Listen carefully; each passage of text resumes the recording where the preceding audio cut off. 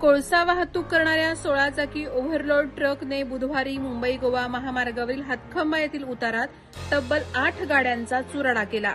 त्यामध्ये 4 कारसह 3 दुचाकी आणि एका रिक्षाचा समावेश होता।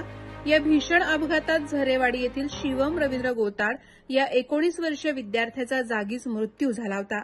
तर रत्नागिरीचे उपप्रादेशिक परिवहन अधिकारी जयवर्धन करपे हे चुराडा झालेल्या कारमधून बालंबाल बचावले होते।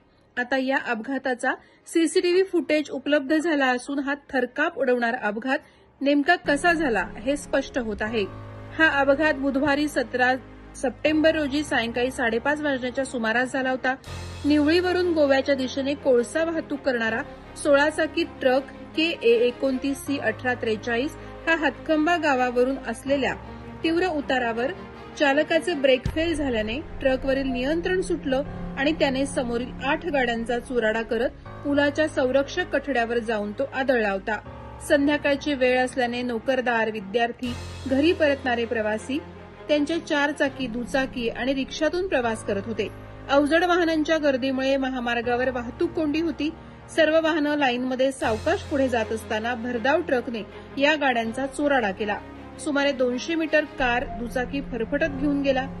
ITIमधून शिक्षण आटपून दुचाकीवरून शिवम रवींद्र गोताड हा घरी जात होता। या विद्यार्थ्याच्या दुचाकीला जोरदार धडक बसल्याने त्याचा जागीच मृत्यू झाला। ब्रेक फेल झाल्याने सर्वच वाहनांना मागून धडक दिल्याने सर्व वाहनं एकमेकांवर जोरदार आदळली। यामध्ये 4ही कारचा पूर्णतः चुराडा झाला। सुदैवानं यातील सर्वजण बालंबाल बचावले। रत्नागिरीचे उपप्रादेशिक परिवहन अधिकारी जयवर्धन करपे हे आपलं शासकीय काम आटपून राजापूर येथे कामानिमित्त जात होते। अचानक त्यांच्या कारवर ट्रकने धडक दिल्यानंतर त्यांची गाडी समोरील गाडीवर आदळली। यामध्ये पूर्ण कारचा चुराडा झाला। क्षणार्धात एअरबॅग उघडल्यामुळे श्री करपे बालंबाल बचावले।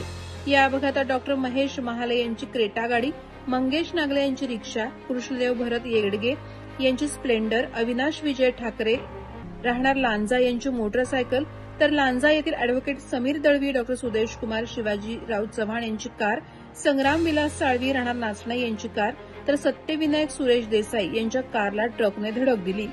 मुंबई गोवा महामार्गावर यापूर्वी झालेल्या अपघाताच्या ठिकाणीच पुन्हा अपघात झाला। त्यामुळे हा तीव्र उतार अपघाताचा सापळा बनलाय।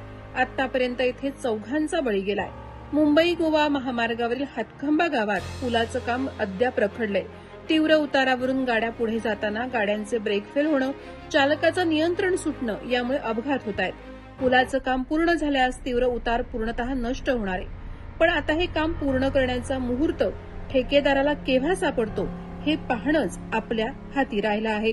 प्रहार डिजिटलसाठी अनघा निकम मगदूम, रत्नागिरी।